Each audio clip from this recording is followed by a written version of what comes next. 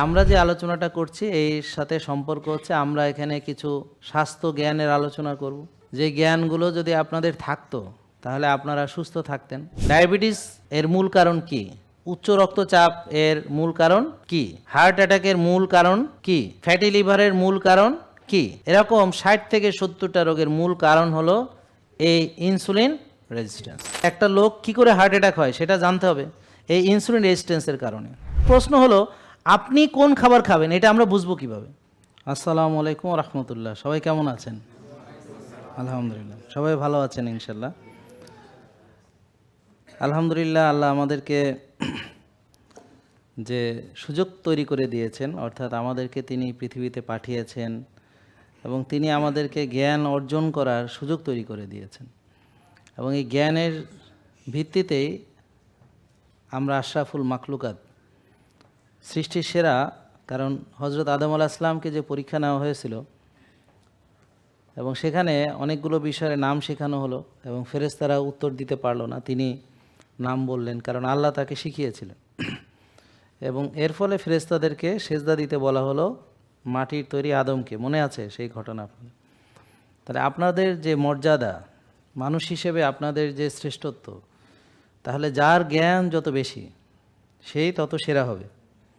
তা আমরা আল্লাহর দরবারে লাখো কোটি শুকরিয়া আদায় করছি যে তিনি আমাদেরকে সেই জ্ঞান অর্জনের সুযোগ তৈরি করে দিয়েছেন। ইবলিস চায় আপনারা যেন অজ্ঞ থাকেন। জ্ঞানীদেরকে ইবলিস সহজে ম্যানিপুলেট করতে পারে না, যতটা সে মূর্খ অজ্ঞদেরকে ম্যানিপুলেট করতে পারে। তো যে বিষয়ে যার জ্ঞান নেই সে বিষয়ে তাকে ম্যানিপুলেট করা সহজ। ম্যানিপুলেট করা মানে কি? তাকে বিভ্রান্ত করা বা তাকে একরকম বুঝাইয়া শোনাইয়া প্রতারণা করা আর কি, বা তাকে ভিন্ন ডিরেকশনে নিয়ে যাওয়া। সেই যাবে কিন্তু আরেকজন তাকে পরিচালিত করে। যেমন ধরেন আমরা কেউ রুগী হইতে চাই না, ঠিক? কে কে রুগী হইতে চান? কেউ চায় না। গুড। কিন্তু আলটিমেটলি সবাই রুগী অলরেডি হয়ে গেছে। তার মানে ইবলিস সফল। এখন বলতে পারেন যে রোগ আল্লাহর পক্ষ থেকে আসে, সতর্কতাও আল্লাহর পক্ষ থেকে আসে, কিভাবে রোগী হবেন না সেটাও আল্লাহর পক্ষ থেকে আসে।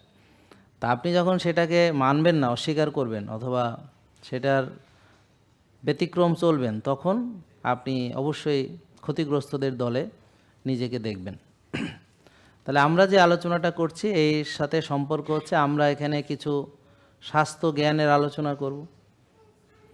যে জ্ঞানগুলো যদি আপনাদের থাকতো তাহলে আপনারা সুস্থ থাকতেন। কিন্তু আমি খুব গভীর বেদনার সঙ্গে লক্ষ্য করি যে মানুষের ভিতরে আমি এখন যে আলোচনাগুলো করব তার বেশিরভাগ স্বাস্থ্য জ্ঞান তারা জানে, তবে তারা সেটাকে মানে না। তাহলে আমরা যদি কোনো জিনিস জেনে না মানি তাহলে সেই দায় কার? যেটা জানি না সেটা তো ঠিক আছে, জানি না, ইটস ওকে, বাট না জানাটাও ওকে নয়, কারণ জানতেও আল্লাহ নির্দেশ দিয়েছেন। জ্ঞান অর্জন করাকে ফরজ করা হয়েছে। তো স্বাস্থ্যের যে জ্ঞান সে অর্জন করাটাও আপনাদের জন্য ফরজ। তবে আপনারা স্বাস্থ্যের জ্ঞান পাবেন কার কাছ থেকে? যারা আপনাকে স্বাস্থ্য জ্ঞান শেখাবে, হ্যাঁ, তারা কিন্তু আপনাদেরকে স্বাস্থ্য জ্ঞান শেখাতে আগ্রহী নয়। তারা যতটা ওষুধ লিখতে আগ্রহী, যতটা আপনাকে রোগী হিসেবে পুষতে যতটা আগ্রহী, কিন্তু আপনারা রোগ থেকে মুক্তি লাভ করে ওষুধ মুক্ত হয়ে সুস্থ জীবনযাপন করেন, এই বিষয়টা তাদের কোনো ডিকশনারিতে নাই এবং তাদের পরিকল্পনার ভিতরেও এটা নাই। এবং তাদের কোনো জায়গায়, ধরেন আমরা তো ডাক্তারি পড়ে এসেছি, এইখানে পুরো আমরা যত বই পড়েছি, তো মেডিকেল 5 বছরের কোর্স লাগে 7 বছর। আমরা 93-94 সেশনে ঢুকলেও বেরোইছি 2000 সালে পাশ করে, আবার ইন্টার্ন করতে হয়েছে। সব মিলে প্রায় 2002 সাল হয়ে গেছে যখন আমরা কর্মে আসি। তাহলে 93-94 সেশনে আমরা 90-তে পাশ করে, তাহলে 2000 সালে পাশ করছি, মানে 90-তে এসএসসি, 2000-এ হচ্ছে আমরা মেডিকেল থেকে পাশ করছি। তো তাহলে যদিও 5 বছর বলে কিন্তু লাগে আরও বেশি। যাই হোক, কথা হচ্ছে এই যে আমাদের পুরো এন্টায়ার মেডিকেল ক্যারিয়ারের ভিতরে রোগ মুক্ত হয়ে সুস্থ হয়ে যাবেন, ওষুধ মুক্ত হবেন, এরকম কোনো বিষয় শেখানোই হয় না। শেখানো হয় কোন রোগের কোন ওষুধ ইত্যাদি ইত্যাদি। তারপরে পুষ্টি সম্পর্কিত দেড় পৃষ্ঠাও নলেজ নাই, খাবারের পুষ্টি সম্পর্কে 1.5 পৃষ্ঠাও শেখানো হয় না। তাহলে খাবারের সঙ্গে 80% রোগের সম্পর্ক খাবারের সাথে, তো সেখানে খাবার বিষয়ে কোনো আলোচনা নেই। তার মানে বোঝাই যায় যে এটা আসলে মূলত ওষুধ লেখা, ওষুধ বিক্রি করা, এবং ওষুধ কোম্পানির এজেন্ট হিসেবে ডাক্তাররা ওষুধ লিখে লিখে তাদের কোম্পানিকে আরও এনরিচ করতে সাহায্য করছে। এটা অবশ্য সব সেক্টরের কথা বলছি না, কারণ যেমন পেডিয়াট্রিক সেকশন আছে, গাইনোকোলজি আছে, তারপরে হচ্ছে এখন শরম লাগতেছে না ভাই? তখন যদি বন্ধ করতেন ভালো হতো না? এখন তো লজ্জা পাইলেন। যখন বলছিল সবাইকে বন্ধ করতে, তখন বন্ধ করলে ভালো হতো না? লজ্জা পাওয়া লাগতো না? তাইলে খেয়াল করেন তো, ডাক্তার দ্বারা রুগী লাভবান হওয়ার কথা ছিল। আমরা আলোচনা কিন্তু শুধুমাত্র আমাদের আলোচনা অন্য কোনো ডিপার্টমেন্ট বা অন্য কোনো আপনার ডিসিপ্লিনে নয়, শুধুমাত্র আমাদের আলোচনাটা হচ্ছে যেই রোগগুলো নিয়ে আমরা আলোচনা করতেছি এই সংশ্লিষ্ট যে ডাক্তাররা আছেন, বুঝতে পারছেন? তো অ্যাক্সিডেন্ট হলে অর্থোপেডিক্স লাগবে, হ্যাঁ এটা লাগবে, বা সিরিয়াস হলে রিং পরাতে হবে, সবই আছে। কিন্তু কথা হচ্ছে যে লাইফস্টাইল নষ্ট হওয়ার ফলে মোট রোগ হয় প্রায় 60 থেকে 70টা, শাখা প্রশাখা সহ রোগগুলো আমরা এখানে দেখতে পারবো। এটা হলো সংক্ষিপ্তভাবে, কারণ রোগগুলো আসলে ধরে না একটা স্লাইডের মধ্যে। তো ধরেন আমরা মূল রোগগুলোর একটা এখানে নাম দিয়েছি, যেমন ডায়াবেটিস অনেকেরই আছে, কার কার আছে এরকম? যারা অনলাইনে দেখছেন আশা করি অনেকেই দেখছেন। এবং আমরা আজকে কিন্তু খুব গুরুত্বপূর্ণ আলোচনা করব, যদিও আমাদের প্রতিদিনের আলোচনা গুরুত্বপূর্ণ, যদিও কেউ হয়তো গুরুত্ব দেয় কেউ দেয় না, বাট গুরুত্বপূর্ণ অবশ্যই। আমি যদি এখানে মজাও করি সেটারও গুরুত্ব আছে, কিন্তু দুঃখজনক হচ্ছে পাবলিক সেটা অনেকে বুঝতে পারে না। যারা বুঝে তারা তো বুঝেই, বাট যারা বোঝে না সে তো বোঝে না। এখানে কে কে আছেন যাদের ডায়াবেটিস আছে? আবার একটু দেখতে চাই। ওকে, তার মানে এইটা প্রায় ফ্যামিলিতে আছে, দেখেন সত্যি কিনা? প্রায় ফ্যামিলিতে ডায়াবেটিস আছে না? আপনার না থাকলে আপনার বাবা মার আছে, নাহলে কোনো সিনিয়র সিটিজেনের আছে, বা আপনার আত্মীয় স্বজন কারো আছে। তাহলে এই রোগটা এত বেশি কেন? এই রোগটা বেশি কারণ এই রোগটা যে কেউ চাইলে বানাইতে পারে। আজকে যার ডায়াবেটিস নাই আগামীতেও তার ডায়াবেটিস হবে। ডায়াবেটিস বানানো এত সহজ, এটা কোনো সমস্যাই না, যে কেউ বানাইতে পারবে। তাও ডায়াবেটিস বানাইতে হলে কি করণীয়? করণীয় হলো তাকে বেশি বেশি খেতে হবে, এবং অবশ্যই চেষ্টা করতে হবে একটু ভাজা পোড়া বেশি খেতে, অথবা সাদা ভাত, সাদা রুটি, চাষের মাছ, চাষের গরু, চাষের ছাগল, চাষের ডিম, চাষের খাসি, সয়াবিন তেলে রান্না করে, শাকসবজি হাইব্রিড এগুলো খাবে ঘরে। বাইরে দাওয়াত খাবে, ধরেন কমিউনিটি সেন্টারে, অথবা বিয়ে বাড়িতে, অথবা মনে করেন যে বিভিন্ন রেস্টুরেন্টে, বা ফাস্ট ফুড খাবে, বা কোল্ড ড্রিঙ্কস খাবে, বা পেঁয়াজু বেগুনি খাবে, বা আপনার বুরিন্দা, তারপর শাহি জিলাপি, তারপর লাচ্ছা সেমাই, বুঝতে পারছেন? এরকম বিভিন্ন রকম। তারপর হচ্ছে ফ্রেঞ্চ ফ্রাই, বার্গার, স্যান্ডউইচ এগুলোও খাবে। সোজা কথা হচ্ছে সে খাওয়ার উপরে আছে, কিন্তু সে ব্যায়াম করে না এবং রাত জাগে এবং টেনশন করে। এই কয়টা গুণাবলী যদি আপনার ভিতরে থাকে তাহলে আপনি রোগী হতে আপনার কোনো অসুবিধা হবে না। আপনি হবেন, তবে কবে বলা যাচ্ছে না। চেহারা দেখে কি বোঝা যায় কার ইনসুলিন তৈরি হয় কি হয় না? অবশ্যই বোঝা যায়। সেই চোখটা থাকতে হবে আর জ্ঞানটা থাকতে হবে। তাহলে চোখ এবং জ্ঞান দুইটা মিলা অনেক কিছুই বোঝা যায়, যেটা বুজুর্গ না, এটা হলো উইজডম। ব্যাপারটা বুঝতে পারছেন? তাহলে ওনার ডায়াবেটিস, যে এটা ওনার ডায়াবেটিসটা এখন ইনসুলিন তৈরি হয় এই সম্ভাবনা অনেক কম। কেন? আপনি চেহারা দেখলে বুঝবেন, চেহারার মধ্যে কি আছে? হাড্ডি আর চামড়া, আর কিছু নাই। তাহলে যাদের শরীরে চামড়া এবং হাড্ডি, তাহলে বুঝবেন যে ওর মনে হয় ইনসুলিন তৈরি হয় না, তাকে ইনসুলিন দিতে হবে।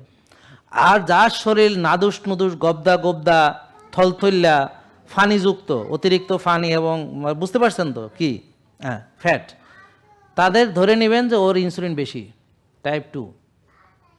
কারণ ইনসুলিন বেশি থাকলে তার খালি চর্বি জমবে আর শরীরে পানি, রসা শরীর হবে, রসা শরীর। দেখেন বোঝেন কিনা? তাহলে চেহারা দেখলে কিছুটা ধারণা করা যায়।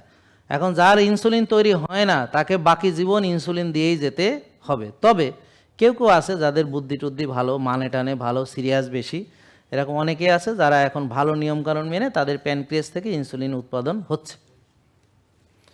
কিন্তু ওই যে বললাম, যাদের বুদ্ধি জ্ঞানের সমস্যা বুঝের সমস্যা এবং মানার সমস্যা এবং বুদ্ধি জ্ঞানের সাথে সাথে তার এই যে চিন্তা ভাবনা বুদ্ধির সাথে কাজ করে, জ্ঞানের সাথে চিন্তা কাজ করে। কেউ যদি কোনো জিনিস বুঝা করে ভালো রেজাল্ট পাওয়া সম্ভব, কিন্তু না বুঝা করলে ভালো রেজাল্ট পাওয়ার সম্ভাবনা অনেক কমে যায়। আমরা আপনাদেরকে যেই জ্ঞান শেখাবো এই জ্ঞানটা মরার আগ পর্যন্ত আপনার কাজে লাগবে, এমনকি মরার পরেও এটা কাজে লাগবে। কীরকম? যে আমরা সবসময় আখেরাতের দাওয়াত দিই আগে। কারণ কি, আমরা যদি মহৎ পারপাস দিতে না পারি বডিটাকে, ব্রেনকে যদি বোঝাতে না পারি যে এটা একটা মহৎ লক্ষ্য এবং উদ্দেশ্য, তাহলে ব্রেন সেটাকে মেনে নিতে চায় না, সে ব্রেন সেটাকে অ্যাকসেপ্ট করে না। আপনি যত হায়ার পারপাস ব্রেনকে দিবেন, ব্রেন তত রিসেপটিভ হবে। স্যার তো উনি অনেক লার্নেড পারসন এবং উনি এখনও একটা ভার্সিটির মানে হিসেবে দায়িত্ব পালন করছেন। উনি অনেকে শিক্ষক, যত বিসিএস ক্যাডার আছে সবার উনি শিক্ষক আলহামদুলিল্লাহ, বেশিরভাগ ওনার ছাত্র।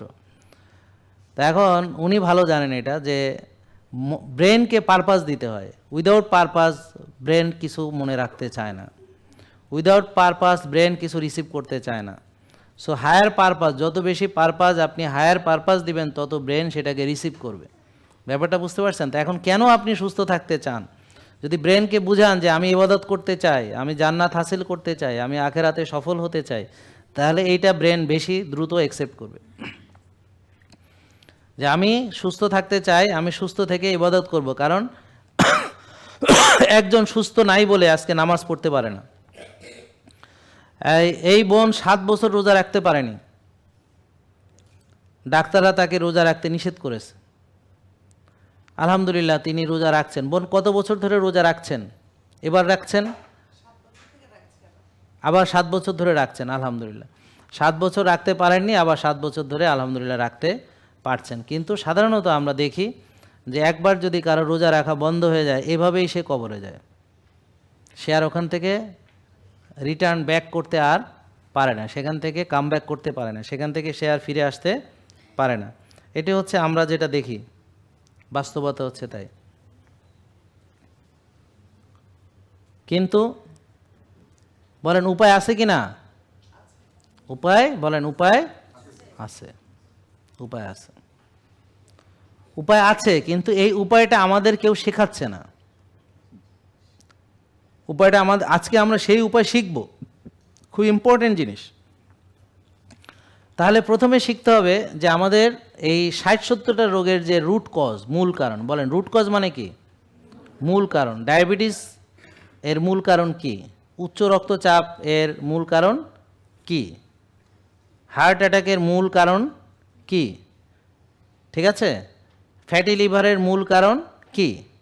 এরকম 60 থেকে 70টা রোগের মূল কারণ হলো এই ইনসুলিন রেজিস্ট্যান্স, যেটা আমরা হোমায়ার পরীক্ষা করে জানতে পারি। একটা লোক কি করে হার্ট অ্যাটাক হয় সেটা জানতে হবে, এই ইনসুলিন রেজিস্ট্যান্সের কারণে হার্ট অ্যাটাক হয়। বলে সেটা কেমন? হ্যাঁ, দেখেন একটা লোকের রক্তনালী ভালো, তার তো জীবনে হার্ট অ্যাটাক হবে না, হবে কি? তাহলে রক্তনালী ব্লক হলে তারপর হার্ট অ্যাটাক হবে। তাহলে ব্লক হওয়ার জন্য দায়ী কে? Insulin resistance.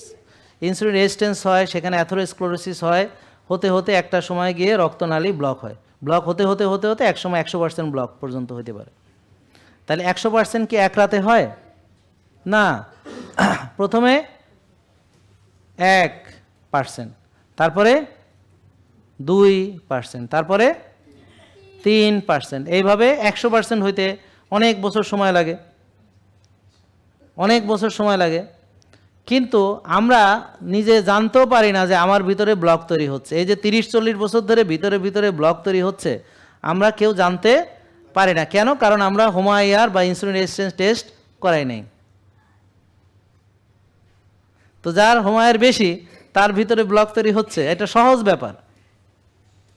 তাহলে আমরা যেহেতু এটা জানি না, কারণ এখন আপনি বলতে পারেন স্যার কোনো ডাক্তার তো এটা করায় না, কারণ কি? কারণ হলো ওরা চায় না যে আপনি জেনে ফেলুন, সতর্ক হন এবং নিজেকে পরিবর্তন করুন। দুঃখজনক হচ্ছে এটা, ওরা চায় না, মানে ওই সিস্টেমটা চায় না। দিস ইজ নট লাইক অমুক ডাক্তার তমুক ডাক্তার, এটা না। The system, medical system is like that, যেখানে রোগ থেকে মুক্তি পাওয়ার কোনো উপায় এখানে নাই।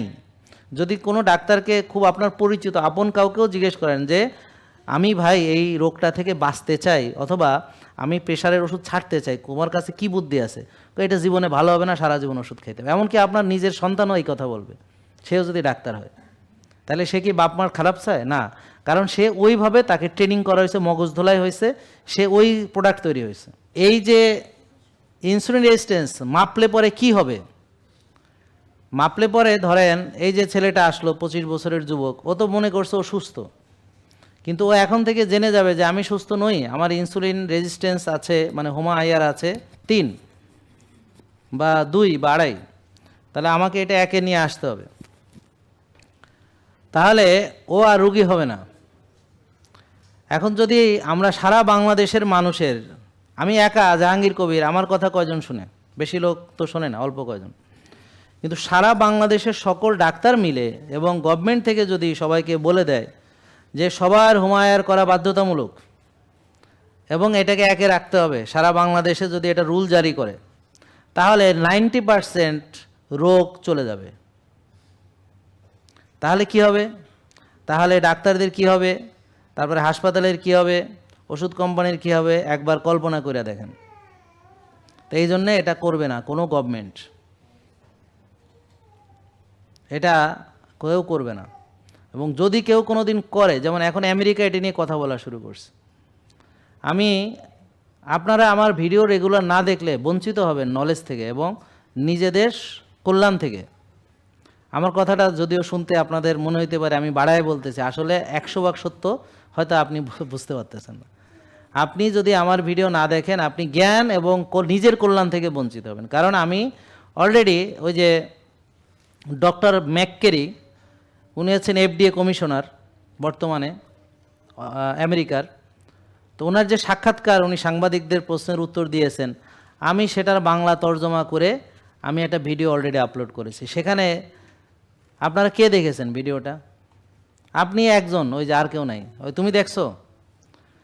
তাহলে ওখানে উনি কি বলেছেন যে ইনসুলিন স্পাইক কথাটা বলেছেন কিনা, ইনসুলিন স্পাইক কথাটা বলেছেন কিনা? বলে যে আমি তো দেখছি কিন্তু এত কিছু শুনি নাই। বলো, হ্যাঁ, মানে দেখছে কিন্তু ওইভাবে ইনসুলিন স্পাইক কথাটা উনি মুখ দিয়ে উচ্চারণ করেছেন।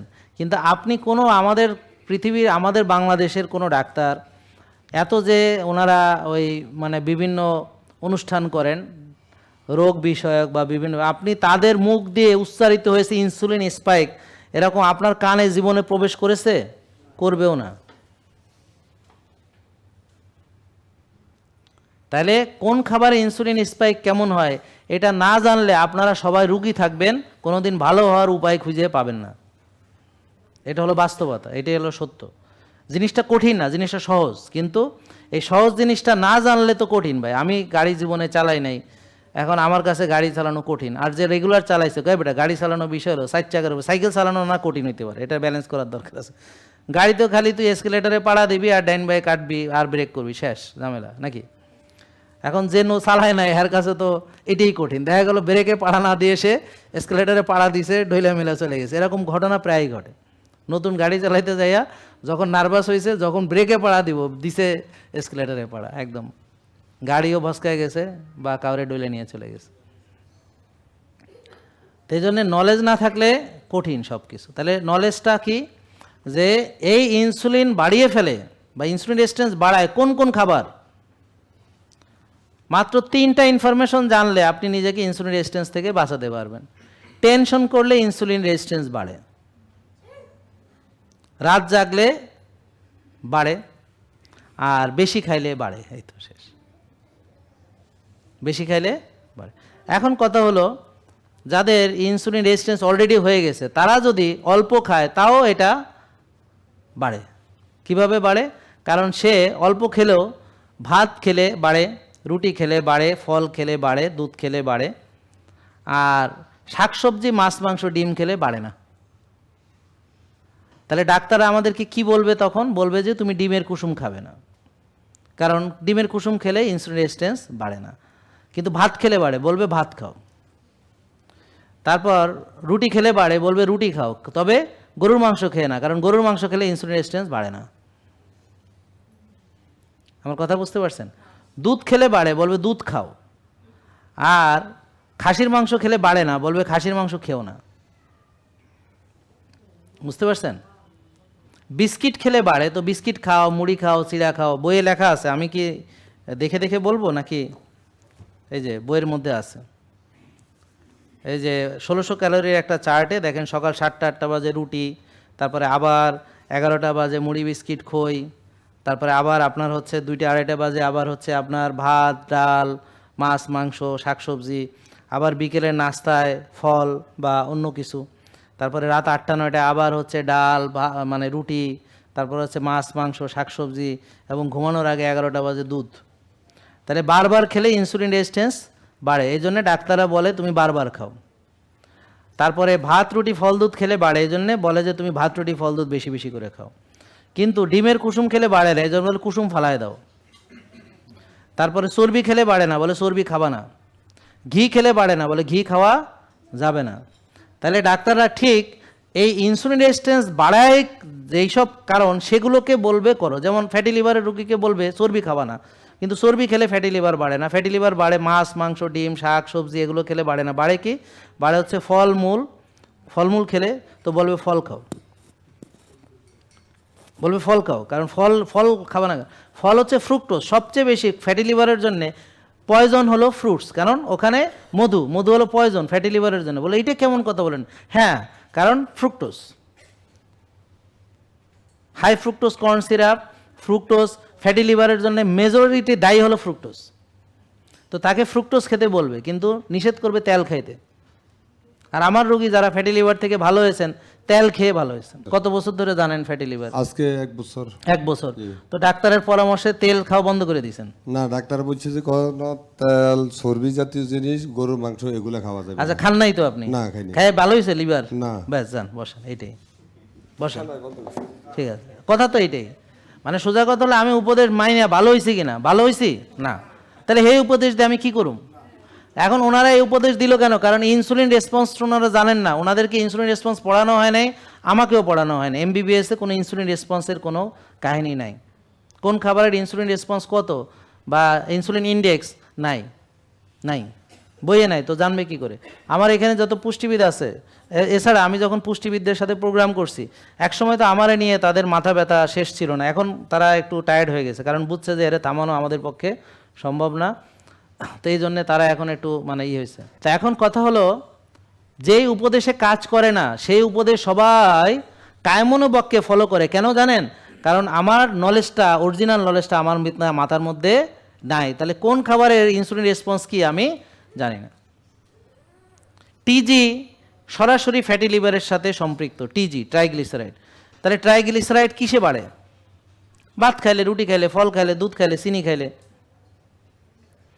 ঠিক আছে। কিন্তু যদি আপনি স্যাচুরেটেড ফ্যাট খান সেটার সঙ্গে টিজি বাড়ার কোনো সম্পর্ক নেই। তবে হ্যাঁ, আপনি যদি অতিরিক্ত খান, সেটা যে কোনো খাবার খেলেই টিজি বাড়তে পারে, সেটা আলাদা ব্যাপার। বেশি খেলে যে কোনো খাবারই আপনার টিজি হবে।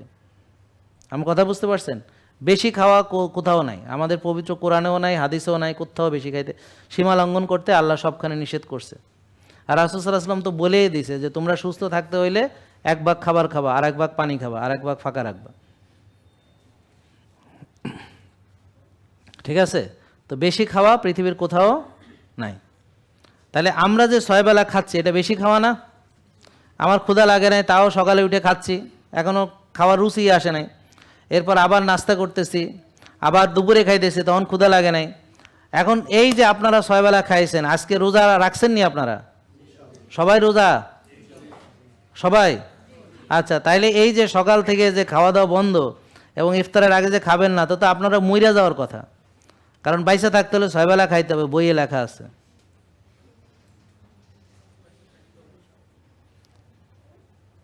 ছয়বেলা খাইতে হবে বাইসে থাকতে হলে, এই কথা লেখা আছে।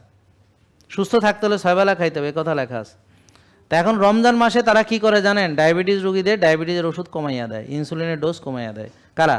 এই ডাক্তাররা। তারপরে কি করে? তাদেরকে প্রেশারের ওষুধ কমায় দেয়। দেয় কি না? আপনারা এরকম পাইছেন? রোজার আগে ওষুধ কমায় দেয়। কমাইছে কেন জানেন? কারণ সবাই জানে যে রোজা রাখলে ডায়াবেটিস কমে, রোজা রাখলে প্রেশার কমে, রোজা রাখলে কোষ খালি হয়, রোজা রাখলে ইনসুলিন রেজিস্ট্যান্স কমে। ব্যাপারটা বুঝতে পারছেন? এটা সবাই জানে। কিন্তু এরপরে প্রশ্ন হইলো তা আরেক মাস রোজা রাখলে এবং আরেক মাস রোজা রাখলে তো ওষুধই লাগে না, কি ভাই? ঠিক আছে, এক মাসে অর্ধেক হয়েছে বা ডোজ একটু কমছে, আরেক মাসে আরেকটু কমবে, আরেক মাস রাখলে তো অসুখই থাকবে না। ঠিক ঠিক ঠিক। তো তাইলে এই যে তারা বুঝলো যে রোজা রাখলে ওষুধ কম লাগে, তাহলে কেন রোজাটা আরো বাড়ায় না দিয়ে রোজা শেষে আবার 6 বেলা খাওয়ার আবার তাদের পুনর্বহাল করে? এইটার কোনো উত্তর তারা এখন পর্যন্ত আমাকে দিতে পারে নাই। জিজ্ঞাইলে সোজা পেশাইয়ে উত্তর দেয়, পেশাইয়ে যখন উত্তর দিব বুঝবেন এদের মধ্যে ঝামেলা আছে। ইনসুলিন রেজিস্ট্যান্স কিভাবে হয় বলেন? বলেন বেশি খেলে, সবাই বলেন, বারবার খেলে, টেনশন করলে, রাত জাগলে, আর অনিয়ম চললে, এবং নিজের প্রতি কোনো যত্ন নাই। বুঝছো? হ্যাঁ, নিজের যত্ন নিতে হবে, নিজের যত্ন নিতে হবে। তাহলে আমরা কি করি? সংসারের কথা চিন্তা করে নিজের যত্ন নেই না। কারো কাছে চাকরি ইম্পর্টেন্ট, কারো কাছে তার দায়িত্ব ইম্পর্টেন্ট, কারো কাছে তার সংসার ইম্পর্টেন্ট, কারো কাছে তার বাচ্চা কাচ্চা ইম্পর্টেন্ট, কারো কাছে তার বিজনেস ইম্পর্টেন্ট। আমার কথা বুঝতে পারছেন? তো আমরা সামহাও কেউ না কেউ কোনো বিষয় নিয়ে খুবই ব্যতিব্যস্ত থাকি। এটাকে আমাদের প্রায়োরিটিতে থাকে। আর নিজের স্বাস্থ্য থাকে প্রায়োরিটি লিস্টের সবার তলায়, যে সব কিছু শেষ করে যদি সময় পাই তাহলে স্বাস্থ্যের দিকে নজর দিব। তো আসলে সব কিছুর পরে আর কেউ সময় পায় না, যার ফলে স্বাস্থ্যটা থাকে সবার নিচে। অথচ এই স্বাস্থ্যটা থাকার উপর, সবার উপরে কেন স্বাস্থ্য থাকার কথা সবার উপরে কেন জানেন? কারণ এই স্বাস্থ্যের সঙ্গে ব্রেন ফাংশনের সম্পর্ক আছে। তো যারা বুদ্ধিবৃত্তিক কাজ করে তার ব্রেনটা যদি কাজ না করে, এই ভাইয়ের মতো যদি অবস্থা হইয়া যায় ব্রেন, তখন সে কিভাবে তার বুদ্ধিবৃত্তিক কাজগুলো করবে? তারপর যাদের শরীরকে ব্যবহার করে তার মানে রুটি রুজির ব্যবস্থা, তার যদি শরীর ভালো না থাকে তাহলে কিভাবে করবে? তারপর সে যে বিজনেস করবে, বিজনেস যদি করে তাহলে প্রচুর স্ট্রেস নিতে হয়, আর প্রচুর পরিকল্পনা করতে হয়, আর প্রচুর অ্যাডাপ্টেশন লাগে। অর্থাৎ মুহূর্তে মুহূর্তে বৈশ্বিক পরিস্থিতির সঙ্গে সঙ্গতি রেখে অনেক ডিসিশন নিতে হয়। এই ডিসিশনে ভুল হলে ব্যবসা লালবাতি জ্বলে। ইনসুলিন রেজিস্ট্যান্স হওয়ার মূল কারণ কি বুঝছেন এবার? বেশি খাওয়া, বারবার খাওয়া, ব্যায়াম না করা, টেনশন করা, রাত জাগা, রোদে না যাওয়া, ঘাসে না হাঁটা, প্রকৃতির সাথে সম্পর্ক নেই, আর খাবারও কোনো প্রাকৃতিক নাই। তাহলে আনন্যাচারাল, অপ্রাকৃতিকভাবে চলাফেরা করা, মানে আনন্যাচারাল ওয়েতে চলাফেরা করা, মানে ন্যাচারাল না, আর আনন্যাচারাল খাবার দাবার খাওয়া, বুঝতে পারছেন? এবং ক্ষুধার জন্য কোনো অপেক্ষা না করে বেশি বেশি বারবার খায়। এখন কোরআন হাদিসে কি আছে? হালাল তয়েব খেতে বলা হয়েছে। তয়েব মানে কি? তয়েব মানে খাঁটি, পবিত্র, ক্লিন ফুড, রিয়েল ফুড, বুঝতে পারছেন? যেটা আমার রোগের কারণ নয়, যেটা খেয়ে আমি রোগী হব না, কল্যাণকর। বুঝতে পারছেন? এলো তয়েব। তাহলে হালাল এবং তয়েব খেতে বলা হয়েছে, হালাল এবং তয়েব। এবং প্রিয় নবী হযরত মুহাম্মদ সাল্লাল্লাহু আলাইহি ওয়াসাল্লাম আমাদের শিখিয়েছেন আমরা যেন 1 ভাগ খাবার গ্রহণ করি, 1 ভাগ ফাঁকা থাকে, 1 ভাগ পানি খাই, এবং আমরা যেন ক্ষুধা লাগলে খাই, ক্ষুধা থাকতে থাকতে খাওয়া শেষ করি, এবং আমরা যেন রোজাও রাখি। তাহলে এই খাবারের ভিতরে আমি সবকটা যদি একত্রিত করি, তাহলে এই যে খাবারের যে নিয়ম আর রোজা রাখার যে নিয়ম আর যতটুকু খাওয়ার নিয়ম, যে ধরনের খাবার খাওয়ার নিয়ম, এতে 80% ইনসুলিন রেজিস্ট্যান্স থেকে আপনি বেঁচে যাবেন। 80 ভাগ, কত ভাগ বলেন? আর বাকি 20 ভাগ হচ্ছে ঘুম, ব্যায়াম, মানসিক প্রশান্তি, রোদ, ঘাস এবং ডিসিপ্লিন, সব কিছু মিলে। তাহলে ইনসুলিন রেজিস্ট্যান্স থেকে আমাদের 60-70টা রোগ হয়, বোঝা গেল। আমরা ইনসুলিন রেজিস্ট্যান্স থেকে ভালোভাবে কি জেনে গেলাম, কি করতে হবে? রোজা রাখবো, ব্যায়াম করব, ঘুমাবো, মানসিক প্রশান্তি চর্চা করব। এখন প্রশ্ন হলো আপনি কোন খাবার খাবেন, এটা আমরা বুঝবো কিভাবে? এটা বোঝার জন্য এই ধরেন হুমায়ুর কত, যার হুমায়ুর 1, সে আল্লাহর দুনিয়ায় যত হালাল এবং তয়েব খাবার সব খেতে পারবে। যেমন স্যার সব খেতে পারবে, আমি ওনাকে কোনো রেস্ট্রিকশন নেই। উনি খাবে না কি যেটা আমিও খাবো না, যেমন ডুবো তেলে ভাজা, নষ্ট, প্রসেসড, আল্ট্রা প্রসেস, যেগুলো খাবার না, যেগুলো তয়েব না। তাহলে হালাল এবং তয়েব সব উনি খেতে পারবে, আমিও খেতে পারবো। ঠিক আছে, বুঝতে পারছেন? কিন্তু যাদের হুমায়ুর বেশি তারা ভাত, রুটি, ফল, দুধ, চিনি জাতীয় খাবার সাময়িক সময়ের জন্য, এমনকি সে মধু, এমনকি ফলও খেতে পারবে না। সবচেয়ে পবিত্র ফলও সে এখন খেতে পারবে না, অল্প কিছু দিনের জন্য। পরে কোষ খালি হয়ে গেলে আবার খেতে পারবে। জেকে লাইফস্টাইল, ওষুধ মুক্ত সুস্থ জীবন।